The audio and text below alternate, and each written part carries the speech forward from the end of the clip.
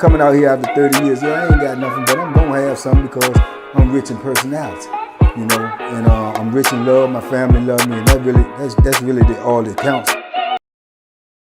All right, Banky, it's a pleasure to be with you again today. Always a pleasure. Always a pleasure. We just did a video recently for After Prison Show about one of the most notorious prisoners who you were locked up with. And in that video, you introduced Bo Billy to After Prison Show. But we mentioned that this was going to be a back and forth series between my channel and your channel. And today we're bringing an installment for Banky Pound. Who are we going to talk about today? Oh man, there's so many people, man. There's so many people that I can talk about. It's off the top of my head. I know there's a lot of people that they like, man, that I've, talked about on my channel before, and they be wanting more and more stories of them. So off the top of my head, man, one of their favorites, I would say, probably either Mark Peace or Syfu. So at the top of my head, any one of them, which one do you think? Whatever name you say, I got things on my brain about both of them. Syfu sounds like a really interesting name, and I have no idea who this person is. So brush us up on this person for anybody who may be seeing this for the first time. Okay. And then, continue to share with us why this person was such a notorious prisoner in the Virginia Department of Corrections. Well, Syfu, to my understanding, he's from this area. He's from the 757. He definitely was what you would call a prodigy, a phenomenon. He was really into martial arts as a youngin. He won several trophies and tournaments and this, that, and the third. With his martial arts, more or less, he was like obsessed with this stuff, man. The kung fu movies and all of this and all of that. So he really got into it. To my understanding, he read a lot, he studied a lot, he trained a lot. So he really got into it, man. I even, it's even real knowledge that he was in a movie before when he was younger with as an extra with Chuck Norris. So let's just let you know the level of dedication he had to this art. I don't really know his whole case, and I don't really like to get into people's cases. But to my understanding is that he got older. He had some type of injury, hurt his back, which kind of stifled his movie career. And he opened up like a dojo or karate school and was teaching kids or whatnot. And so whatever type of accusations came out against him, where he found himself in prison, right? So he was in prison, and when I met him, it had to be like in the late 80s on Augusta. And a lot of dudes would see him on the yard and, doing this type of, movement and martial arts, this, that, and the third. But he a quiet dude, and he a soft-spoken dude. He's not a drama type dude or start something with you type of dude. And the crazy part about it is the way I explain it to people or try to put the picture of him, it is amazing to me, because at that young age, and even at the age that I am now, I always associated great attributes and skills to physical build. Like what people can do, you can look at them and tell. You look at the NFL player, you say, oh yeah, he athletic. He had a dad bod. He was kind of going a little receding hairline or whatever. But man, this dude could do some of the most amazing things with his feet and with his hands, and the speed and the agility and the accuracy and which he did it in. It would literally put you in awe, man. You could look at things that he was doing, and these are things you see in movies that you didn't even think was real. Like, you could see this.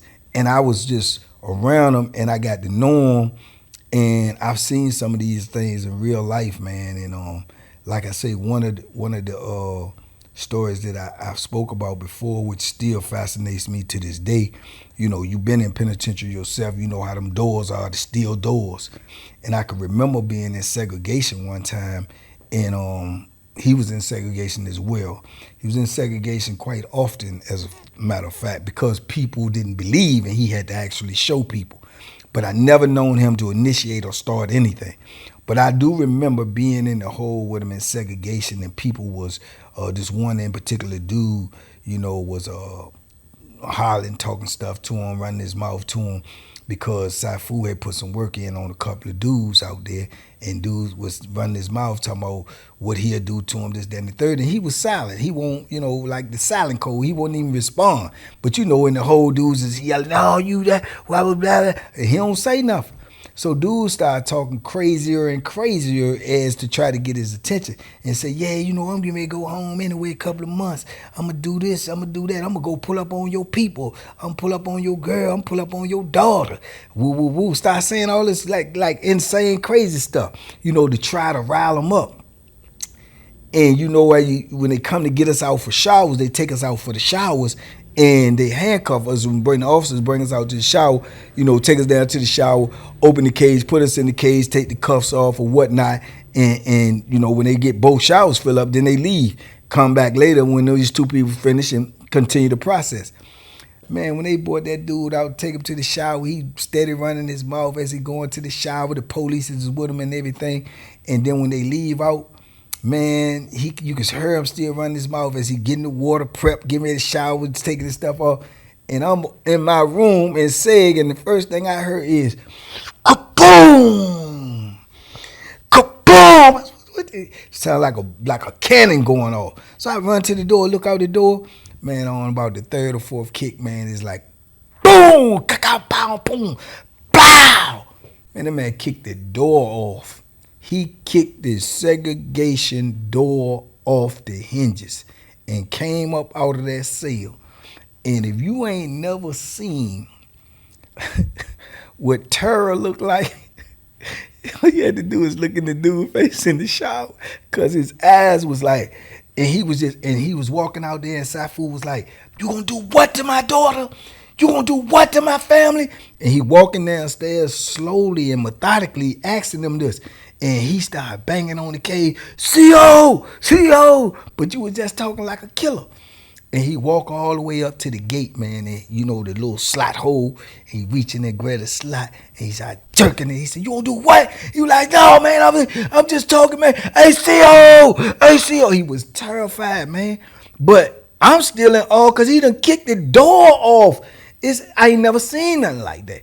You know what I'm saying? With a couple of kicks, I done seen dudes kicking the door, trying to get out to no avail. All you heard was these thunderous kicks like kaboom, kaboom. And then that joint just came off. And when the door came off, he on the top tier. The door come off, the door hit the rail, flip over the rail, and hit the bottom floor. And that makes even a louder noise. So everybody, when you look around the block, out the door, everybody at their slot like this. Like, you know what I'm saying? It's crazy. And I was like, oh, man. And it was crazy, man. When the police come running in there and they see it's him, they already hip to him. They're aware of him. They scared. They stop, turn around, tell him, "Go to your cell, man. Just go to your cell." And he steady in there hollering, screaming, you know what I'm saying? Because he telling him, "Oh, I can get in here. I can get in here. You gonna do what to my?" And I ain't gonna do nothing. And man, they ended up talking him back to his cell. He go to his cell, which was crazy within itself because it ain't got no door on it. You know what I'm saying? He can walk out anytime he want to. So they had this one sergeant that was supposed to been, I guess you would call the cooler or whatever that can calm him, because he was cool with him and he knew some martial arts or something himself. So I guess they had something in common. But they was terrified of the dude, man. They ain't know what to do with him. He was literally at this time, before they had these Wallace Ridges, Red Onions, and all of this, King Mountain, Sussex, where they got these guns, he was literally the only person that I had seen up until that point that the COs had actually went and bought guns on the compound for, because he had got into a situation in the block before, and he was putting some work in, and they came and got him, and they couldn't do nothing with him. He sent a couple of polices up out there, and they ain't want to run on him no more. And whoever the warden was, I guess he called the shot, and they came and walked in the park with them shotguns and holding them dogs, and they walked him all the way out the building and up the boulevard at shotgun point to put him in segregation. You know what I'm saying? They was terrified of this dude, and like I say, all of this stuff that I'm saying about him is documented. They got newspaper articles about him. They say when they went to lock him up on the street, they say he beat up, more than 10 cops, before they could even subdue him, And when you look at him, you cannot see it. But if you go out on the yard and he's out on the yard and he's working out and you see him start kicking, man, his feet is moving like Bruce Lee, man, like pop, pop, pop, pop, pop, pop, pop, pop, pop, pop, pop, and so fast, and like, you automatically stop whoever you are. You will stop and just look at him and be like, man. And his aura was so big, man. But then you had, we all young in prison, so dudes is young, they trying him, they don't believe, or they heard about him, and he making examples out of dudes like on a regular. But he was soft spoken. He talked soft. He talked peaceful. He, like in that, brother, I ain't got no problem with you. That type of stuff. Whereas if you got any sense, you know what that means. Go on about your business, man, before you get hurt. You know what I'm saying? And this was Syfu, man. He was definitely a legend, and I believe this to be true on the good authority too. I heard it. Especially Augusta. Augusta was new at the time. They hadn't been open that long. I heard that they had went to him with some type of deal that if he trained the officers, then he can get some type of leniency on his time that he had received, and train them in self-defense. And he refused. You know what I'm saying? He refused it. And I think that made them feel a certain type of way about him too. You know what I'm saying? So it was like, whenever he got in trouble or whenever he got in an incident, they would, lock him up, man, and keep him back there for a while. But the dude was like a monk, man. It didn't even bother him. It didn't even fade him. You know what I'm saying? Because as soon as he out, he right back on the yard. Then he started training people. You know what I'm saying? And that's where a lot of his problems came from, because he was training mostly young white dudes or young black dudes, but they were young dudes. So then dudes started making accusations against him, like maybe he might be like the young dudes or whatever, or dudes who was trying to extort the young dudes. That's what I believe more the problem came from, because dudes like to extort the young dudes, and then if you was around him and you was one of his students, he wasn't going for it. So I think that's why they put the little rumor out that maybe he liked the little dudes, or maybe he was some type of homosexual or something, because they didn't like the fact that they couldn't extort these dudes no more. Because if they went to him and said, look, man, why you ain't come out here for practice or class this evening for rec? Oh, man, dude in there was telling me I had to give him this or that. And he going up in there and ask you politely and kindly to leave the young brother alone. Now, you had the option to refuse if you want to, but he's just gonna tell you that he will have to insist that you leave him alone. And some dudes was, this penitentiary. Man, F you, you don't, man, you better get out. Brother, and you swing if you want to. You might get one off, you might not, but man, I've seen them do some of the things that I have never ever seen besides on TV. I told you, I told him on my channel before, I seen him literally fight two dudes. He got one dude swung on him, and he did what he did with him so fast. His celly ran out and jumped in it. And when the celly ran out and jumped in it, he was getting it to him too. And then he turned around, and the original dude was getting up, and he put his foot on his neck and had him up against the wall with his foot, Joe, on his neck like this. And he was holding the other guy like this. So you talking about a foot here up against the wall and holding the other one by the neck like this. And this is when the police is coming in and talking about let him go. You know what I'm saying? And he just was he was an amazing dude, man, as far as with that martial arts thing, man. He took it to another level, and he was a dangerous dude. I put him in the top dangerous dudes in the system just because. But he was a different type of dangerous. He wasn't a dangerous where he initiated anything or he was doing any type of penitentiary larceny like gambling or, extorting or nothing. He just had skills, and he just ended up in a bad situation. You know what I'm saying? And I got to know him because at the time I'm super duper into boxing. So I'm out there running every day. I'm shadow boxing. I'm training. I'm exercising. And he started talking to me about, man, you got to teach me some of that boxing, man. I'm like, bro, that stuff you need to know no boxing. He's like, yeah, but your hands fast and everything. So I got cool with him. I was always cordial with him. You know what I'm saying? And I remember when he left for Augusta. Well, I left before him, but I remember when they said he left, and I just heard different stories about him on different institutions, and it was always the same. You know what I'm saying? A lot of dudes gonna try to try him, or they try to jump him, or whatever, and whenever they tried it, man, it was to no avail. But, penitentiary, man, is one of them places where you got some of the most hard-headed people in the world, dog. Because if you know that this dude is known for doing this, that, and the third, why would you, still be trying to try him? But they was, man, and I'm talking about he done beat up multiple dudes from this area, the Tidewater area. I'm talking about the same time. Multiple dudes from Richmond, multiple dudes. They always would try to jump him, and it was to no avail. I never seen him do anything to him, man. And yeah, Syfu he's a legend in that system. A lot of people is asking me, do I know where he at, or did he get out, or I don't know. You know what I'm saying? Because the last time I saw him was it's probably been now over 20-something years since I seen him. So everything that I speak about was things that I've witnessed or seen or was around him was over 20-something years ago. You know what I'm saying? So I don't know if he had that much time where he would have did as much time as I did. I heard a lot of different stories. He got out, or he's here, or somebody told me they seen him. They be in my comments, but I don't know. And I can't remember or recall his real name. But anybody who was in that Virginia penal system in the late 80s and early 90s, they know who Syfu is. You know what I'm saying? And he got the karate name Syfu. You know what I'm saying? Soft walker, you know what I'm saying? Soft talker. But yeah, you don't want to mess with him, brother. You definitely don't want to mess with him. Not at all. So yeah, I do count him as one of the legends in the Virginia penal system, and one of the most dangerous at that. Let me jump in here real quick. There's a lot that you shared right there, and I'm glad that I asked you to share about this guy, because this guy sounds so interesting. Yeah. If anybody's from Virginia, like Banky said, late 80s, early 90s, who served time, who knows of this name Syfu and can provide any light into the location or whatever happened to this guy, definitely comment and let us know. But I want to go back to the story in isolation when he kicked the door off the cell. The guards came in there, talked him back into the cell. There's no door on the cell for him to go back into. What do they do with him at that point? And also, what is the guard's reaction when they walk in the cell and on the bottom tier, you got the freaking steel door sitting down there?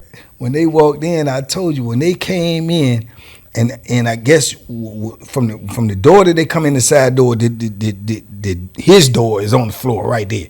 So when his door is on the floor right there, when they come in, they can see that. But then they look over to the side, they can see him standing at the cage. They know who he is. They are aware of who he is. They don't want no parts of him. So they go back out the door, but you can see him getting on their radio. Like, you know what I'm saying, whatever his name is him, he's out his cell, the door's on the floor, and you know what I'm saying? So they piling over there, so they get over there deep, super deep, but they don't approach him. They just telling him to go to his cell. And he's steady trying to get some understanding with old boy in the shower. You know what I'm saying? So when he finally go back up to his cell, he go in his cell, but like I say, it ain't no door on the cell. So you got two officers go up there, they standing up there in front of his cell, and they trying to talk to him or whatever, coax him, look, just calm down, woo, woo. But there ain't no door on the cell. You know what I'm saying? And if I remember correctly, what I think they ended up doing was letting another dude out of jail, out of seg, so they could take Syfu down to his cell while they get the maintenance people over there to fix this door. You know what I'm saying? But he literally kicked that door. Anybody who was on Augusta back in the early 90s, tell me, don't you remember? Because it was all over the system. You know what I'm saying? It definitely was all over the compound. Did the man kick the door? And it wasn't no whole lot of blows neither, Joe. I'm talking about, I might have heard myself anywhere from 2 to 3 to 4, less than 5 kicks. And that joint came off like a volcano. And by the time I get to the door like everybody else, I'm like, man, what, you know what I'm saying? And, truth be told, we just keeping it a style. I'd have been scared too. You know what I'm saying? I'd have been scared too, because I'm saying to myself, if this joker can kick this door off, what can he do to my chest? Kick me in my chest. What can he do if he kick me in my face? You know what I'm saying? So they was terrified of him, man. They always was scared of him. Like I said, man, it's stories, man. When he beat some dudes up in the block, they try to jump him, and they let the dog in there, man, and he grabbed the dog and did something to the dog, and the dog run back to the dog, man, and he trying to turn him around and push him out again, and the dog will run 2 feet and turn around, come back to the dog on. He won't go and messing with him no more. You know what I'm saying? And I've seen them squat down in that pod and get in this type of stance, and you got all these officers in there, and they got the Ninja Turtle suits on and the little billy clubs and everything, and they all scared to go mess with him. They all scared, you know what I'm saying, because they know what he can do. They know what he's capable of doing. You know, because you've been in there. They got files on you, man. They know what you have done on the street. That stuff come in there with you. That stuff in your jacket. This man is A+ martial arts expert, a martial arts instructor, a multiple championship martial arts winner of trophies and tournaments. You know what I'm saying? And you look at him, he look like, you know, somebody's uncle. You know what I'm saying? Until he get busy, you know, and he talking soft and he talking respectful.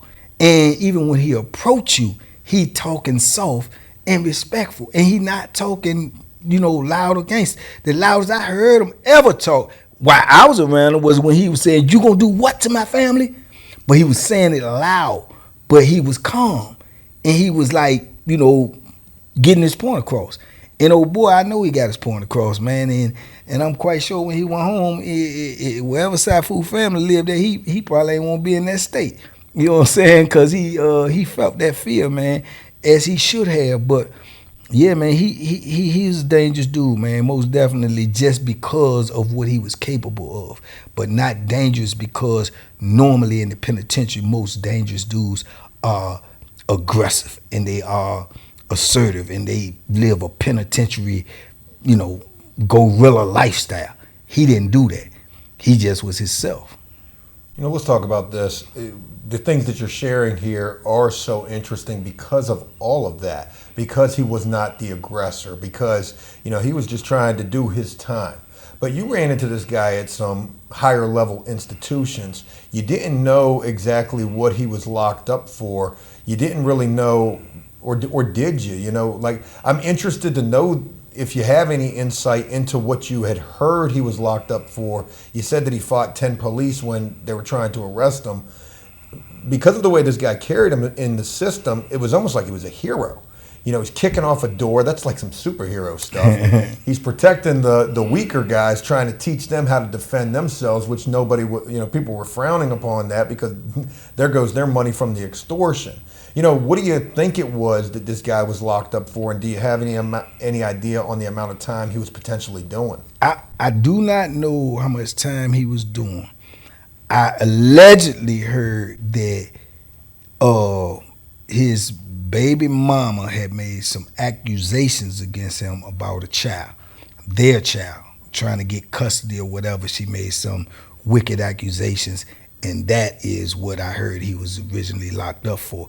This is what I heard the story went to when they went to his school or whatever to arrest him, and he was asking about what was it about, and they said that, which caused the explosion, and he, you know, did some damage. Like, that's absurd, you know, I would never. And they try to, you know, and he put some work in on him. And if I ain't mistaken, man, dudes had articles about it. I'm almost certain I can remember somebody giving me an article about his situation. You know what I'm saying? But because I remember in my brain now, like, looking at the newspaper article and like talking about him and the case or whatever, and I remember seeing something to the effect that he was some type of child prodigy, and they had pictures of him and stuff, and there were all of these trophies and stuff for martial arts, and then, you know, saying that he possibly, you know, got convicted of this, that, or the third. So I think that's what it was about. But, you know, all the people that said that they did know him, they said it was untrue, but, you know, that's neither here nor there nor my business. But I do know, since I did stories on him, it has been people in my comments who say they know him and know who he is, and say even when he was out here on the street, he used to be jogging and have 10, 12 people jogging behind him out here on the streets early in the morning because he was teaching them, you know, the business of martial arts. So this has been his life the whole time, this martial arts thing. If, you know, prior to penitentiary, and then just being in the penitentiary, he ended up being known for that because you in the penitentiary. Somebody gonna try you. I don't care who you is, somebody gonna try you. And a lot of people will try to get your reputation, which goes back to the video like we did with you with Bo. Like say Bo's 67 years old right now, but people want Bo reputation. So Bo is still having to fight off his reputation, because you're gonna have young dudes in the penitentiary now that they want your reputation. Oh, I did this to Bo Billy, or oh, I did this to Sam Piss, or oh, I did this to Syfu. They gonna want that reputation because it's like a badge of honor. You know what I'm saying? So they say in the penitentiary, one of the worst things that could ever happen to you besides getting killed is to get old. Because once you get old and you have carried it under, 10 toes down and being thorough the whole time and taking no shorts and ain't going for nothing, and you get old, then it gonna turn around on you. You know, everybody wants you now. Once you was the predator, now you gonna be the prey, because people is praying to get your reputation. Oh, I did this to such and such. When that person was in their prime, those are words you'll never heard come out of nobody's mouth. Oh, I did this to Bo Billy, or oh, I did. You would never hear that, because you won't doing nothing to Bo Billy, not in being successful. It's crazy that you mentioned what this guy potentially was locked up for. It makes me remember a guy that I was in the jail with who had a similar situation, being accused of something by an ex who was vindictive. Right. I knew the guy. I didn't think that he did that. So if that's what he was locked up for, it's crazy to think that there's innocent people who get locked up for situations that ain't true, especially in relation to those type of charges. Right. But this is my first time getting the opportunity to hear about Syfu, and I'm sure for some people watching this video, it's theirs as well. Banky, how do you want to wrap this up with this introduction of Syfu, one of the most notorious prisoners that you knew from the prison system? Yeah, man, I'll wrap it up by saying, if this is your first time hearing about Syfu, look up the videos I got of him on my channel. You'll get a better insight. Like I say, he just was one of the, most unique dudes that I met, during my incarceration of 33 years, just because of his capabilities and just because of his disposition with his capabilities. So yeah, man. So shout out to Syfu, man. Blessings to him wherever he at. Hopefully he's in good health and good spirits, man. And yeah, man, y'all go check him out. But in the penitentiary, you run into all kinds, man. He was just one of the people I ran into in my 33 years of traveling and 365 days, man. 12,365 plus days, consecutive days in the penitentiary, man. So stay tuned for more stories of more different type of people that I ran into. I just was at a reunion yesterday where I was with dudes that did from 50 years all the way down to 10 years. So it just reminded me a lot more stories to come. So TBP Nation, man, stand up, salute. Y'all be safe, be smart, make good decisions, man. And y'all know the routine, man. Duck them hooks, because they out there, man. All the hooks in the world to drag you down, man. We out here, man. Shout out to APS, man. Shout out to Joe, big interviewer, extraordinaire, getting his Vlad on. And we'll be back at y'all in a minute, man. Salute.